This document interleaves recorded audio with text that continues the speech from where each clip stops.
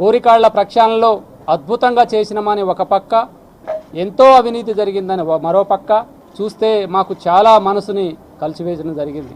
58 లక్షల మందికి పట్టాదారు పాస్బుక్లు ఇవ్వడం జరిగింది. ప్రభుత్వ పెద్దలే మా మీద నిందలు మోపటం మాకు చాలా బాధను కలిగించింది.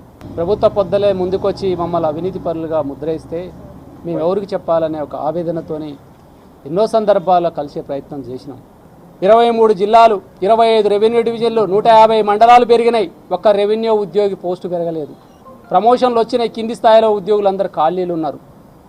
అవన్నీ నింపమని అడుగుతున్నాం. తర్వాత ఉద్యోగుల యొక్క పని భారాన్ని తగ్గించమని అడుగుతున్నాం.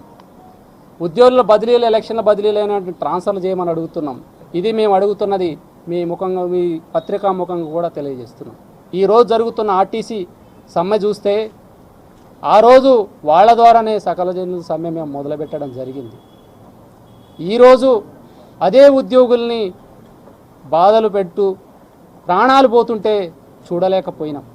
కాబట్టి రెవెన్యూ ఉద్యోగుల తరపున, రెవెన్యూ సంఘాల తరపున మేము సంపూర్ణ మద్దతు ఆర్టీసీ కార్మికులకు ఇస్తున్నామని కూడా ఈ సభాముఖంగా తెలియజేయడం జరిగింది. ఈరోజు ముఖ్యమంత్రి గారు చేస్తున్నటువంటి వికృత చేష్టలకు ఈరోజు రెవెన్యూ యంత్రాంగం మొత్తం కూడా ఒక ఆందోళనలో ఈరోజు అభద్రతగా ఉన్నటువంటి పరిస్థితి కనపడతా ఉంది.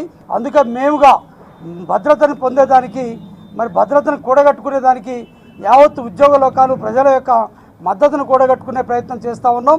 ఇట్లాంటి దుర్మార్గమైనటువంటి పరిపాలన, మరి దీన్ని మేము చర్మగీతం పాడేదానికి కార్యాచరణని రూపొందించుకుంటా ఉన్నాం. కార్మికులకి ఈ రెవెన్యూ ఉద్యోగ సంఘాల జేఏసీ మద్దతునిస్తుంది. ముఖ్యమంత్రి గారు మరలా ఇంకొక 4 సంవత్సరాల పరిపాలన సజావుగా చేయాలంటే ఉద్యోగుల, కార్మికుల, ప్రజల యొక్క హక్కులని ప్రొటెక్ట్ చేయాల్సిందే. వారి యొక్క సమస్యల పరిష్కారం చేయాల్సిందే. చేయకపోతే ఉద్యమాలు బలపడతాయి. హాయ్ ఫ్రెండ్స్, మా టుడే టుమారో యూట్యూబ్ ఛానల్ చూస్తున్నందుకు చాలా థ్యాంక్స్. మరిన్ని లేటెస్ట్ వీడియోస్ కోసం వెంటనే సబ్స్క్రైబ్ చేయండి. అలాగే ఈ బెల్ ని కూడా రింగ్ చేసేయండి. మా నోటిఫికేషన్స్ అన్ని మీ మొబైల్లో వస్తాయి. అలాగే మా వీడియోస్ మీకు నచ్చితే లైక్ చేయండి, షేర్ చేయండి, నచ్చకపోతే కామెంట్ చేయండి.